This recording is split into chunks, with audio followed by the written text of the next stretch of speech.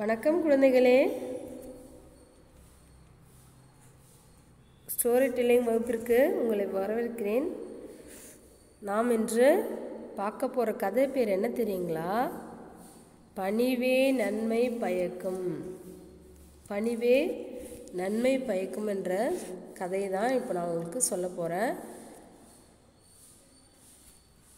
அது முதல் படத்தில் ஒவ்வொரு படம் கொடுத்துருக்காங்க. இதில் அதாவது மொத்தமாக 1 2 3 4 5 6 பார்ட்டாக பிரித்து கொடுத்துருக்காங்க. இந்த படத்தை பார்த்து தான் இப்போ நீங்கள் கதையை தெரிஞ்சுக்க போகிறீங்க. உங்கள் படம் பார்த்து கதை சொல்ல தெரியும் இல்லையா? இப்போ நான் உங்களுக்கு சொல்கிறேன், கவனிங்க. முதல் படத்தில் என்ன சொல்கிறாங்க பாருங்களேன். நீரோடை ஒன்றில் குறுகிய மரப்பாலம் இருக்கா? ஒருவர் வந்த பின்பு தான் மற்றவர் செல்ல முடியும். இந்த மரப்பாலத்தில் பார்த்தீங்கன்னா ஒருத்தவங்க வந்த பிறகு தான் இன்னொருத்தவங்க போக முடியும். ஒன் வே சொல்லுவோம் இல்லையா, அந்த மாதிரி. எதிரெதிரே 2 வெள்ளாடுகள் வேகமாக வந்தன. வேகமாக வருது பாருங்க. 2 வெள்ளாடுகள் வேகமாக வந்தன.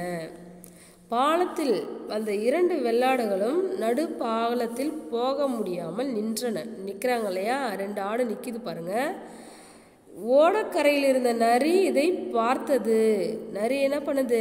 ஆடு 2 நிற்கிறத வாட்ச் பண்ணுது, பார்த்துட்டே இருக்கு. உடனே நீரோடை அருகில் நரிக்கு கொண்டாட்டம். நீரோடை அருகில் இருந்த நரிக்கு என்னாச்சு? நம்ம இந்த ஆடை எப்படியாவது சாப்பிடலான்னு நினச்சி கொண்டாட்டமாக இருக்குது. நரி பார்க்குது பாரு, யோசனை பண்ணுது. 2ம் சண்டையிட்டு கீழே விழும்.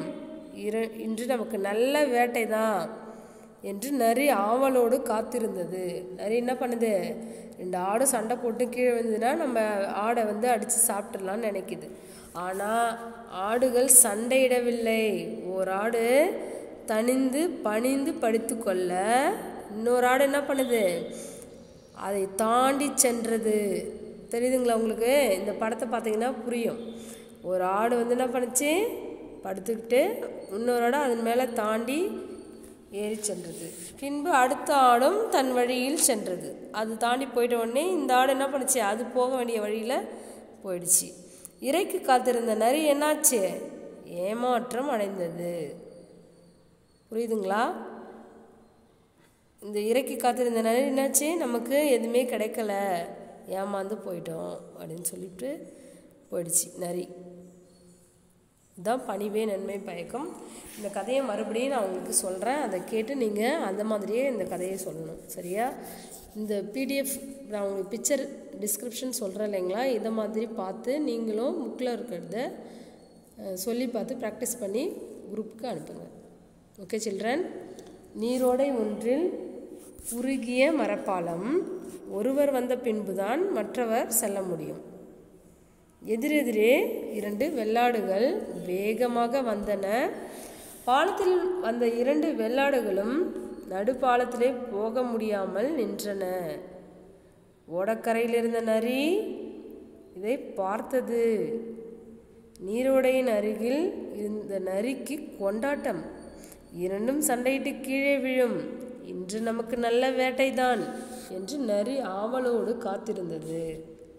ஆனால் ஆடுகள் சண்டையிடவில்லை.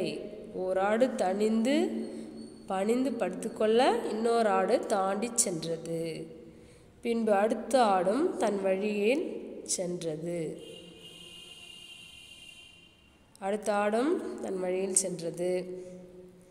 இறைக்கு காத்திருந்த நரி ஏமாற்றம் அடைந்து சென்றது. புரியுதுங்களா? இதனுடைய கருத்து மாறல் என்னன்னா, விட்டு கொடுத்தால் கெட்டு போவதில்லை. அப்போ வீட்டில் நம்ம கூட இது எனக்கு வேணும், இது நான் யாருக்கும் கொடுக்க மாட்டேன் அப்படிலாம் நீங்கள் சொல்லக்கூடாது. புரியுதுங்களா? வீட்டில் நம்ம சண்டை போட்டுக்கக்கூடாது. விட்டு கொடுத்து போகிற மனப்பான்மை இருந்தால் தான் நம்ம வாழ்க்கையில் வெற்றி அடையலாம். புரியுதுங்களா? ஃபாலோ பண்ணுவீங்களா சில்ட்ரன்? இந்த கதை உங்களுக்கு புரிஞ்சுதுங்களா? கதையை சொல்லி வாட்ஸ்அப் குரூப்புக்கு அனுப்பணும், சரியா? ஓகே. மீண்டும் அடுத்த வகுப்பில் சந்திக்கும். நன்றி.